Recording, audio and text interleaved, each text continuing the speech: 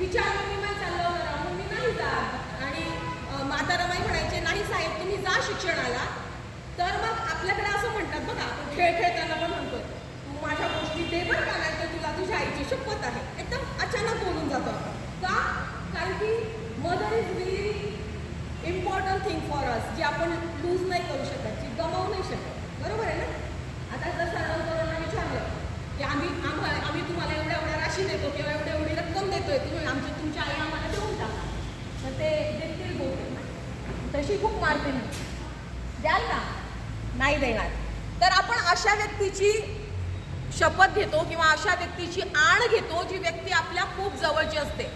बघा आपल्याला सगळ्यांना माहिती आहे की माता रमाईंना अक्षर ज्ञान किंवा ज्ञानाचं खूप कमी आकलन होतं, तरी त्यांनी कशाची आण घ्यावी, तर बाबासाहेबांजवळ एक छान नवीन पुस्तक आलेलं होतं.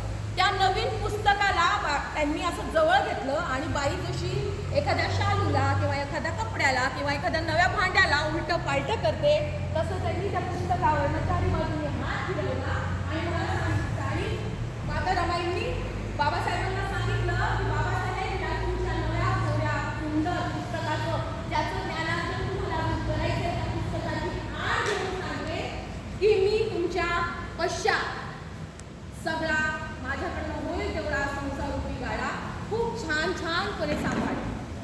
बघा हा शब्द जर तेव्हा त्या मातेने दिला नसता, तर आज आपण जे एवढं अन्न टाकून आलेलं आहे तिथं, टाकून आलायच ना नाश्त्याच्या पात्रामध्ये, ते आपण टाकू शकलो नसतो.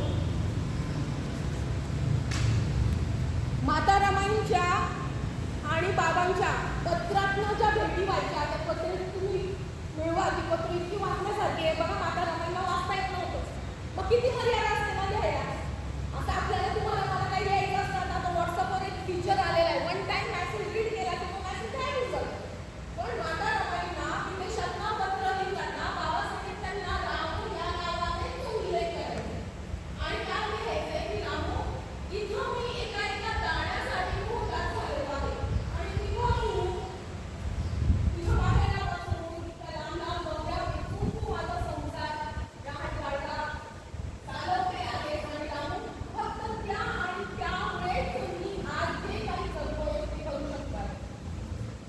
त्या एका खूप छान गाड्यातून तिथे साथ घालून चालतात, लहान लहान मुली अशा मस्त पांढऱ्या साड्या नेसतात आणि ते इकडे चालते ती फाटक्या लुगड्यात लागली रमाई म्हणून शालूच्या लटक्यांमध्ये. बरोबर ना. बघा हे गाणं का आलं असेल, त्या लेखकाच्या डोक्यामध्ये हे गाणं का आलं असेल, तर एक छान प्रसंग झाला होता जेव्हा बाबासाहेब त्यांची ज्ञानसंपदा करून रिटर्न आले, तेव्हा मुंबईच्या बंदरावर अस्पृश्य लोक जमा होत होती बाबासाहेबांना पाहिजे. आणि बघा बुद्ध केवळला जेव्हा कोणी परत येतं किंवा श्रामणेर झाल्यानंतर, श्रामणेर तुमची पूर्ण 11 दिवस सक्सेसफुल झाल्यानंतर तुमच्या घरचे कसेच मागताना येतात, तसेच मागताना कपडे घेऊन जातो. बरोबर ना. तसं आज मला खूप केलं, तुम्ही सकाळी काहीतरी विचार केला असेल की तुमच्यासोबत उभं राहताना मला कसं दिसायचं. पण माझ्या लेकरांनो माता रमाईजवळ असं व्यवस्थित मुलं नव्हतं, पुढं घालून एवढ्या लोकांसमोर त्या ब्रह्मज्ञान अगदी करून आलेल्या बाबासाहेबांची मी भार्या आहे किंवा त्या बाबासाहेबांची मी पत्नी आहे हे सांगण्यासाठी एखादं छानसं बिना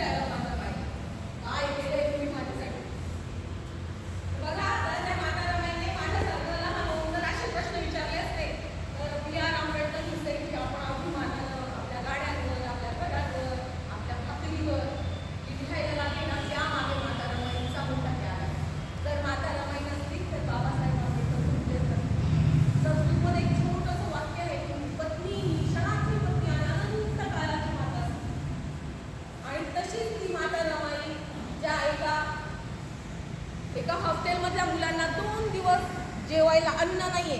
बघा माता रमाईंना का ठेवलं होतं माहेरी, तर मी आता निघून जाईल, एवढ्या मोठ्या राजगृहामध्ये माता रमाई एकट्या कशा राहतील, म्हणून बाबासाहेबांनी त्यांची सोय त्यांच्या माहेरी केली होती. तिथं त्या हॉस्टेलमधली मुलं जेव्हा 2 दिवस खेळायला आली नाही, तर ती माता विचारते की 2 दिवस झाली लेकरं का खेळायला आली नाहीत.